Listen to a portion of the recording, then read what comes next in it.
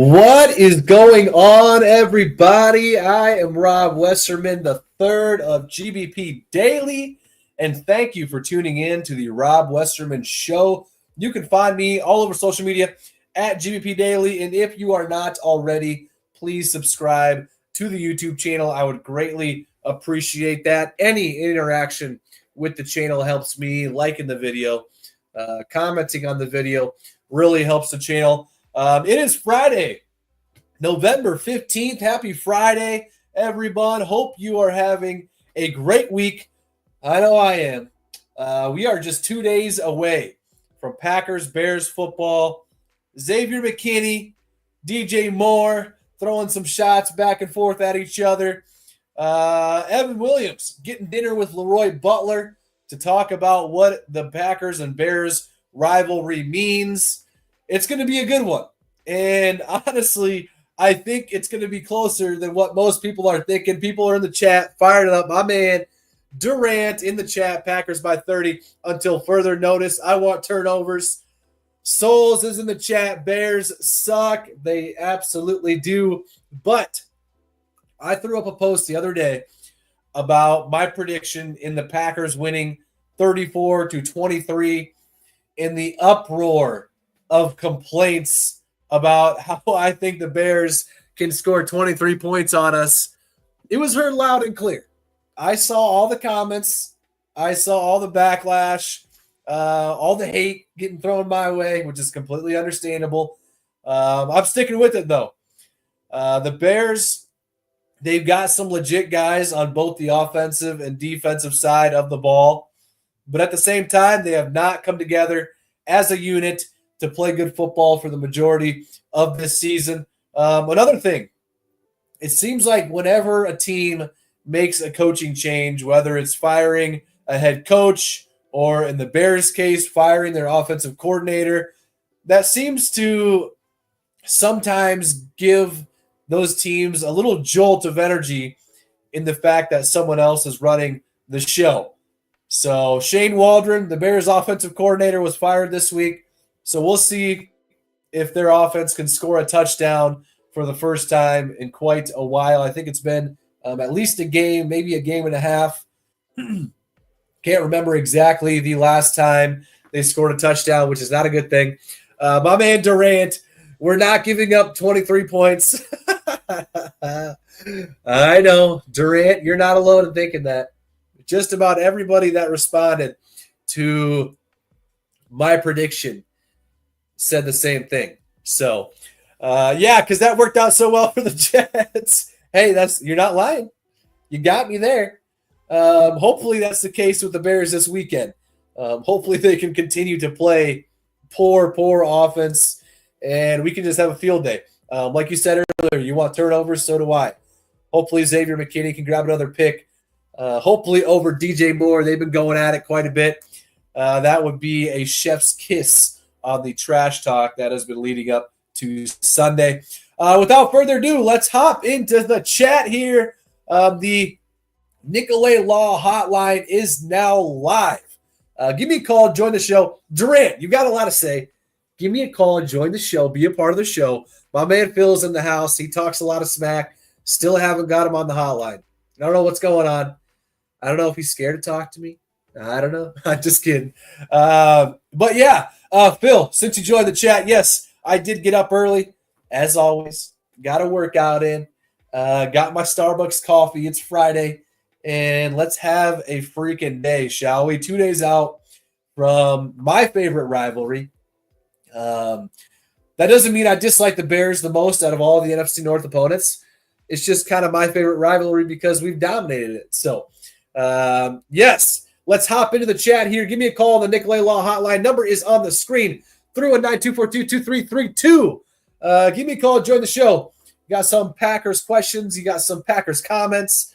Be a part of the show and talk some Packers with myself. Sam here to save my day. I agree with your prediction. They have so much potential, and a new offensive coordinator can cause us trouble early. Glad it's going to be good weather. Sam, I tend to agree with you here. I think it's going to be closer than what most people are thinking. Granted, most people are thinking a 38-3, 42-10 type of game. I'm thinking it's going to be 34-23. I'm thinking it's going to be maybe 34-17 late in the game. I fully expect us to control it from start to finish. Maybe they score a garbage time touchdown to make the score closer than what it actually is. That's kind of my explanation behind the score prediction. So, Sam, thanks for hopping in over on YouTube. I would greatly appreciate it. My man Phil, morning, Rob. Not happening, always at work. Favorite Bear, non-popular. Phil, no problem. You're a hardworking man. I get it. I completely understand that. Maybe when sometimes I have a show at night or maybe on game day mornings, I can look forward to your call. That would be fun. But favorite Bear. Oh man, that's a tough one. Can I say Mercedes Lewis? Alshon Jeffrey back in the day was fun to watch. Devin Hester, of course. But really, when thinking about a favorite Bears player, I can't really. Not one comes to mind. Chris Conte. Can I pick him? That would be good. Julius Peppers. Let's see here. Tillman, Peanut. Those are all good answers. But yeah, I can't think of one that immediately pops to mind. I would have to say probably Alshon Jeffrey. I feel like he was fun to watch back in the day. Those were fun days. Kind of a more competitive era.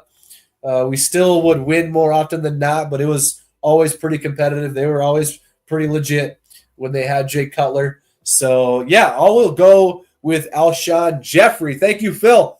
Appreciate you hopping in. Hope you're having a good morning at work. It's Friday. Rejoice. The weekend is almost here. Thank you, Phil. Have yourself a great Friday. Nick, my man in the chat, in Soldier Field, I'm going Packers 27, Bears 23. Nick, that is probably the closest prediction I've come across over the last few days. I think some people might be forgetting the Bears are 4-1 at home this year. Yes, the Patriots did just come in and win last week. I don't think they're a good team by any measure.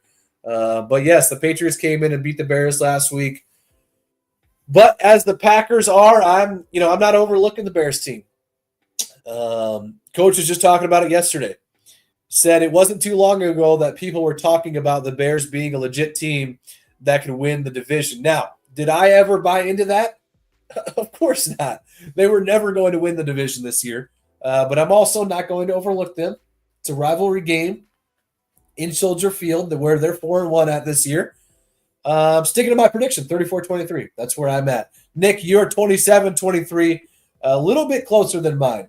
But we'll see how it plays out on Sunday. Noon game, Soldier Field.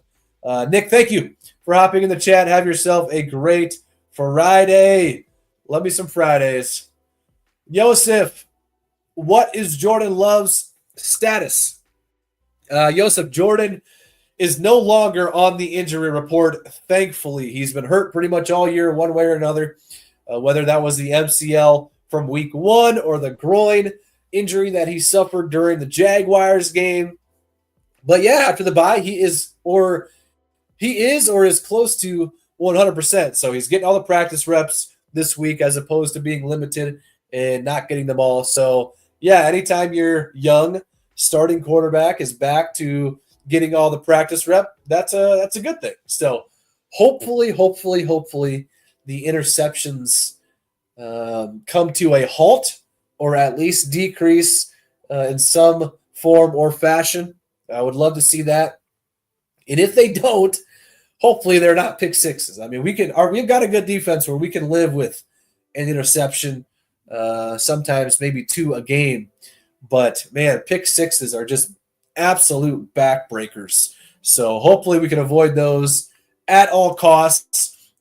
Kind of a wake-up call and a reminder of how efficient Aaron Rodgers was when he was with the Packers. He had only 2 pick sixes in his entire Packers career, and Jordan has 2 of those this year. So no shame on Jordan. I don't think him or anybody else for a very long time will ever be as efficient as Aaron was as far as the touchdowns to interception ratio goes, and sometimes to his detriment. He wouldn't throw into traffic, wouldn't throw into dangerous situations. Aaron wouldn't, and that would lead to more 3-and-outs, more stalled drives. But on the flip side, he never turned it over, and he especially never threw pick sixes. So, hopefully Jordan can knock those down a little bit. I'm not saying, to never throw a pick the rest of the year. That's not what I'm expecting, but definitely don't want to be leading the NFL in interceptions. I'm not sure if he still does after the bye week, but he's up there. So, and he's missed 2.5 games. So I think he'll clean it up. I think his accuracy will be a little bit better, which that's all it needs to be. And I think with that accuracy getting a little better, the drops will also improve. A lot of the drops that we've seen should be catches for sure. But if they're put in just a couple inches to the left, couple inches to the right, they're much easier catches. So Durant is in the chat. I don't think J Love will be turning the ball over. I don't think he will be as often either. I think X and John Money get a pick. That would be great. 2 of my favorites on the defensive side of the ball. Jair probably being my favorite guy on the team, at least at this moment. Josh Jacobs, though, really coming in strong. I love watching him slice and dice out there. My man Johnny in the chat over on Instagram. Do you feel like it's a trap game? No, I don't. I felt like the Jaguars game was more of a trap game than this Bears game is, mainly because I always expect division games and big rivalry games like this one to be closer than expected. And yeah, I don't think it's a trap game. Bears are 4-1 at home. I think maybe fans more than anything might be overlooking them. And for right reason. They've been pretty bad all year. And the wins they do have are over teams that aren't very good. And they've got a gauntlet of a schedule to finish the year. The Lions, I think, twice. Us twice. The Vikings twice. Maybe they played them already. I can't remember off the top of my head. But they've got a lot of tough games left. And I think they're going to finish the year under 500.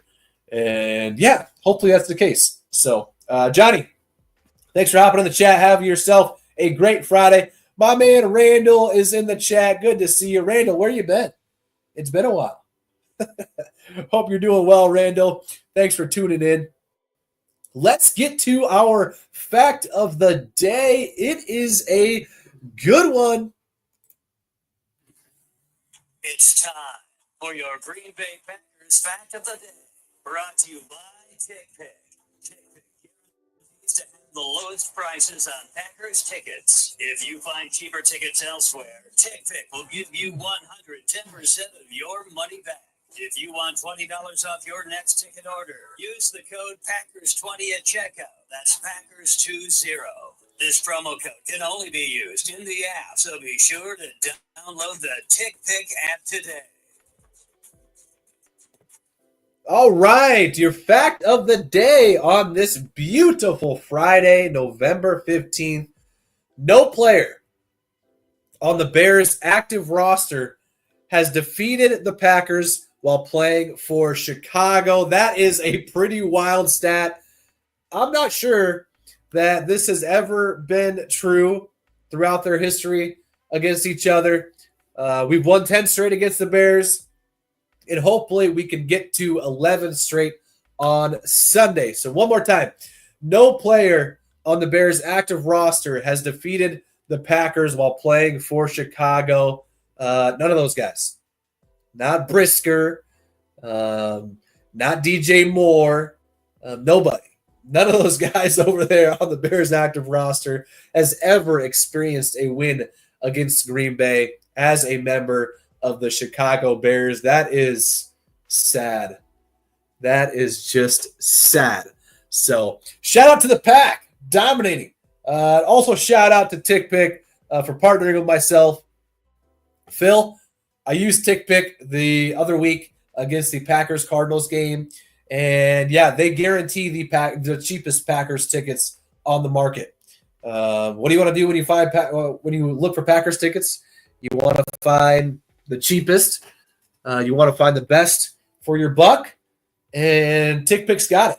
And if you end up finding cheaper tickets elsewhere, they will give you 110% of your money back. There's no gimmicks. There's no nothing. It's just case in point, fact, period. They got the cheapest tickets out there. And if they don't, they'll give you 110% of your money back. So download the TickPick app. Use the code Packers20 at checkout for $20 off your order. Excuse me. Whoa. What else we got going on in the chat?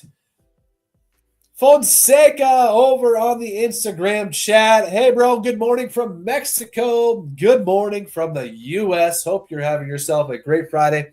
Thanks for checking out the stream. I appreciate you. All right, what else we got? Haley, who needs to have a big game on Sunday? Good morning, Haley. I talked about it earlier. It's got to be Josh Jacobs. The Bears' rush defense has not been playing well, especially over the last few weeks. They're giving up more than 5 yards a carry. So hopefully LaFleur will hand him the rock more often than not, because we all know the random spurts of not using him, similar to the way that we didn't use Aaron Jones on a consistent basis, just kind of getting ignored. And I know Matt LaFleur, as Aaron Nagler says often, passing the ball is in his bones. It doesn't matter who's back there. Malik Willis, Sean Clifford, they're going to pass the ball. So Josh Jacobs had 90 yards or 89 yards at the half against Detroit. And then I think he only got maybe 3 or 4 more touches the rest of the game. So, yeah, that can't happen this weekend. The Bears' rush defense is just too bad for Josh Jacobs to get ignored in any shape or fashion. So got to get him going early and ride with him. So Haley, thank you for the comment. Appreciate you hopping on. Marcus, heading to any games this year? Marcus, well, I was at Lambeau for the Packers-Cardinals game, which was great. Fun game to be at, fun game to watch. And I'll be back up in Lambeau on Thanksgiving night. I'm heading up to the Packers-Dolphins game, a game that I think is going to be a good one. Tough one, too. Short week, just after facing the 49ers at home. Thankfully, no traveling involved for either of those games. But, yeah, I think by then, I think Tua, him and Tyreek, him and Jalen Waddle are going to be back to hitting on all cylinders like they were last year. So hopefully our defense will be ready for it. But, yeah, I'll be back up in Lambeau in about a week and a half. I can't wait. So after that, I might hit up the Bears game in week 18. We'll see what everything is looking like at that point in the season. How about you, Marcus?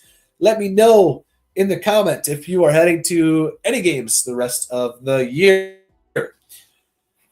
All right, what else are we got cooking up in here?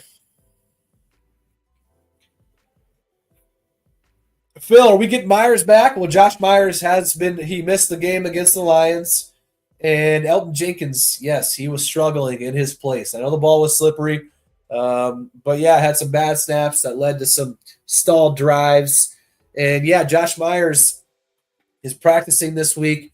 I do expect him to play this weekend. I'm sure he'll be questionable, but hopefully he can give it a go. All right, guys, that is going to do it for me today as far as the show goes. But as you know, the content never stops. I'm always posting anything and everything Packers related all day long on the social channels. So please follow at GBP Daily on every social platform. If you are not already, please also subscribe to the YouTube channel. That is also at GBP Daily as well. I will be back and at it on Sunday, game day, talking with you guys. So I look forward to seeing you then. And until then, I'll catch you guys later. Thank you.